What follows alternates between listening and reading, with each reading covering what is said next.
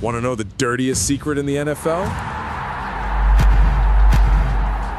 Offensive linemen hold on every single play. If refs called holding the way it's actually committed, there would be a penalty on every single snap.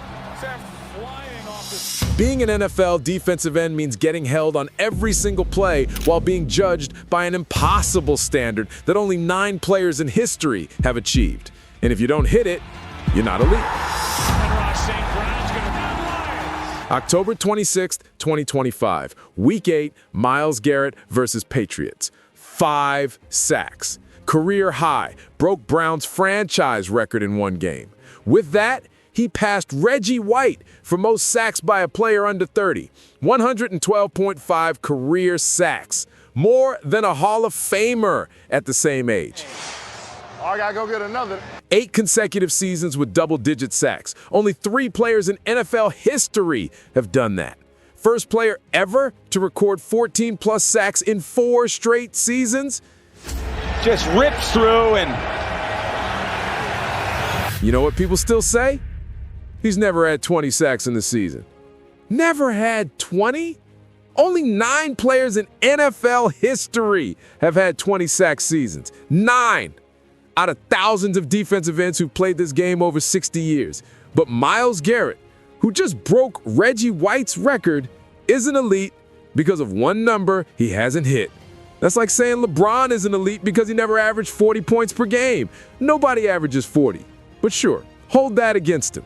Oh, and the Browns lost that game 32-13.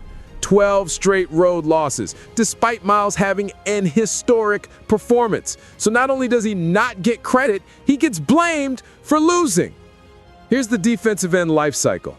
Year 1, rookie learning. Year 2, 12 sacks, promising. Year 3, 14 sacks, he's good.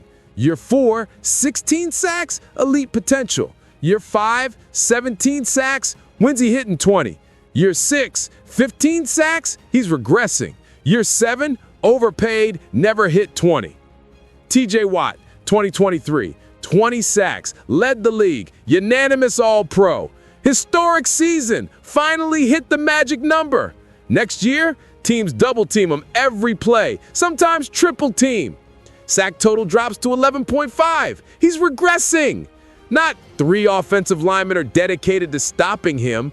Not he's opening up the entire defense, just regressing. That's like saying Shaq regressed because teams started triple teaming him. No, they triple teamed him because he was unstoppable. Nick Bosa, Defensive Player of the Year, 18.5 sacks, 48 quarterback hits, 17 tackles for loss. Dominated. 49ers pay him $170 million, $88.5 million guaranteed. Highest paid defensive player in NFL history. You know what happened immediately? Everyone waited for him to fail. Next season, 9 sacks. Still generated 91 pressures. 3rd in the NFL. Still elite. Still one of the best in football. But the narrative? Is Nick Bosa worth $34 million per year? There were some windows open in this zone coverage.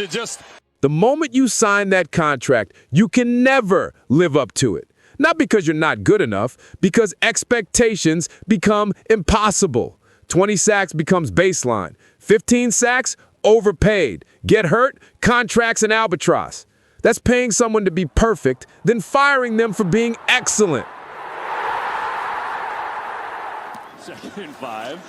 Pressure on Prescott, and there is Aiden Hutchinson. October 13th, 2024, Week 6, Lions versus Cowboys.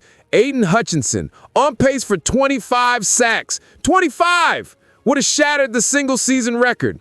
3rd quarter, routine pass rush. His leg hits Dak Prescott's shin.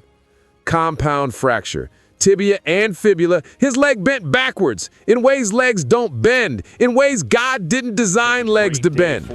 Concern for Hutchinson, injury timeout. Season over, career in jeopardy at 24 years old. This isn't a freak accident. This is your job destroying your body while you're just doing it. The surgery? Rod inserted through his entire leg. Months of rehab. Maybe never the same. All because he was too good at running full speed into 300-pound walls. Max Crosby, 2022. 17 sacks, led the league in defensive stops, playing for a terrible Raiders team. Elite, dominant, one-man wrecking crew. Next season, teams adjust, double-team him every play, sometimes triple-team. His sack total drops to 14.5. Still elite, still wrecking games, but the narrative, he's not elite anymore. Not 3 offensive linemen are dedicated to stopping him. Not he's opening up the entire defense, just regressing. Here's the paradox. When you're so dominant that teams have to dedicate 3 players to stop you, that's when people say you're declining. Because stats drop when 320-pound humans are grabbing you, but context doesn't show up on ESPN. It's like punishing a goalie for being so good that teams stop shooting. Makes 0 sense, but here we are. Jared Verse, 2024, Defensive Rookie of the Year. Sacks, 4.5. 4.5, but 18 QB hits, 11 tackles for loss, 57 pressures, 2 forced fumbles. Dominant, changed games, best rookie defender in football. But traditionally, 4.5 sacks is disappointing. Right, just follow the play. And oh man. Let's talk about what this job does to you. Chip, now School tries to pick him up with Brian. You line up across from a 330-pound tackle, 60 snaps per game, 16 seasons per season for a decade. Here's the result. Myles Garrett, high ankle sprain before rookie season started, played through it, 2 sacks first game. Aiden Hutchinson, leg exploded, career in jeopardy at 24. J.J. Watt, broken hand, torn pec, herniated discs, played through all of it. And now he's reaching, grabbing. Defensive ends don't retire because they can't play. They retire because their bodies can't take another hit.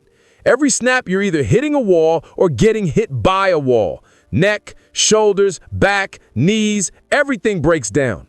And when you're hurt, what have you done for us lately? Here's your defensive end guarantee.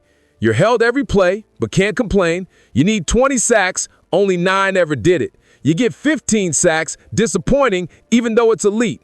You sign big contract, never enough, always overpaid. You get double-teamed, regressing, even though you're dominant. Your body explodes, injury prone, even though job destroys bodies. Your team loses, your fault. Should have won by yourself. He's trying to wait for someone to come across the field to that right. So next time you tweet, "This edge rusher sucks," remember, Myles Garrett broke Reggie White's record, still never had 20. Nick Bosa won DPO, got $170 million, then called overpaid for having 9 sacks. Max Crosby got held 7 straight times, 0 flags. Aiden Hutchinson, his leg bent backwards, and 24, on pace for 25 sacks. And somewhere right now, a defensive end just beat a triple team, forced a bad throw, caused an interception, and got 0 credit because pressures don't count. Only sacks. And if you don't get 20, you failed. That's why it sucks to be an NFL defensive end, where excellence is expected and greatness is never enough. And the number 20 haunts you forever. Think that's brutal? Offensive tackles get blamed for everything while protecting QBs making triple their salary.